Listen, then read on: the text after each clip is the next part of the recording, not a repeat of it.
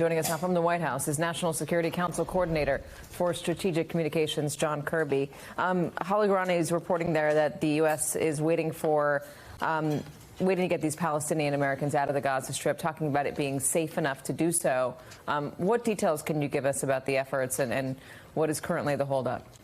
This is a very complex set of discussions we're trying to have with multiple partners in the region, Israelis, the Egyptians, and certainly those who have direct communications with Hamas. We don't. But it's imperative that we try to find safe passage out of the Strip for people that are in so desperate need of leaving and want to leave, including several hundred Americans that were very, very hard at work trying to get out. But Hamas is holding this up. Predominantly, they're the ones that won't allow that gate to open up on their side. So we're working on this really, really hard. I wish I had better news today. I wish I could tell you there was a timeline and a schedule for it. All I can do is tell you that it's at the top of our list of things to get done, and we're still at it. So you're saying Hamas is holding it up. What happens when the gates open and aid goes through? People can't.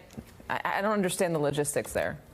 Well, look, there's a difference between getting things in and getting things out and getting people out. Right now, we have an agreement to get aid in, but it is a trickle. It is nowhere near what we know the need is on the ground: food, water, medicine, and now fuel, of course. We're still working with international partners to increase and accelerate that aid. 12 trucks over the last 24 hours, 74 total since the 21st. That's not enough. But we also are trying to secure safe passage out. It's a different process. Trucks going in go through a different inspection regime than you would expect people going out, and the paperwork that's required to validate that people are legitimately able to get out.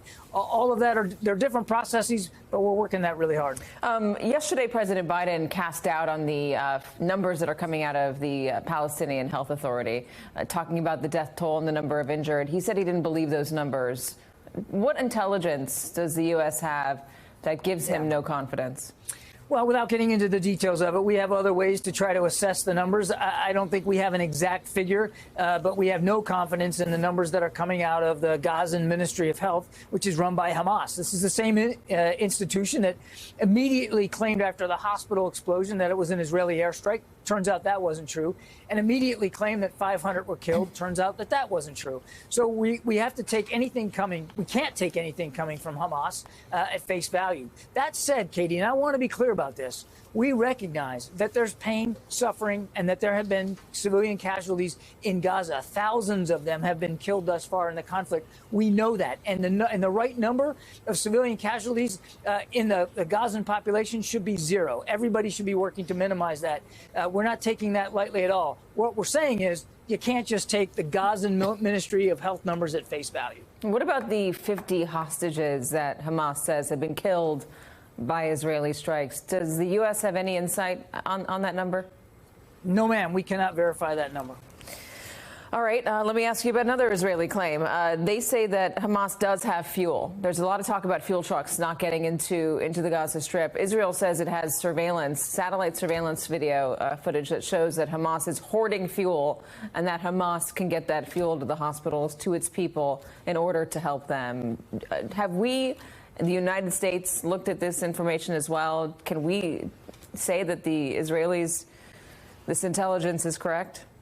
I'm not at liberty to talk about intelligence matters here, and I can't verify that claim. I can tell you that we honestly do believe that fuel is a needed necessity inside Gaza. They need it to keep the hospital generators going. They need it for the desalination pumps so they can drink fresh water and not seawater, the way we're hearing some accounts. They need fuel. And we also know that fuel is increasingly scarce, that time is running out for their ability to keep those generators and those pumps moving. That's why we're working so hard with regional partners, including Israel, to find a way to get additional fuel in there. We know that that is a critical commodity right now. Forgive me, I'm going to ask another question along these lines because I'm just trying to get some clarity, because we keep hearing that Hamas is blocking the way for Gazans who are in the north to get out, and that's why some are getting caught up in these bombardments from Israel. Can you explain how we know that? Well, again, we know that Hamas has been discouraging people from leaving. They're, of course, using the Gazan people as human shields. We also know that they're not allowing that. Well, again, we have various means of information to glean that information, to get the context for what we know Hamas is trying to do. And we also know they're not letting people out that have made it down to the South. They want to use people as human shields. They don't want people to leave their homes and their neighborhoods because they're hoping that might dissuade and prevent strikes on those targets, on legitimate targets. This is what they do. They take hostages and they use people as human shields. Did the U.S. ask Israel, as the Wall Street Journal is reporting, to hold off on the ground invasion so the U.S. can get more resources to the region? All we've been doing is asking them the same hard questions that we would ask ourselves if we were preparing for military operations. And as the president said yesterday, we certainly have conveyed to them that if there's a way to get hostages out, that way, whatever that way is, ought to be explored. We want to get those hostages back with their families where they belong, no matter what country they represent.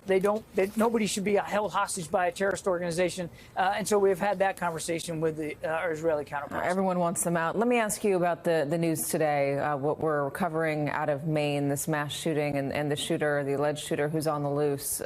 What can you tell us about federal efforts to find this guy?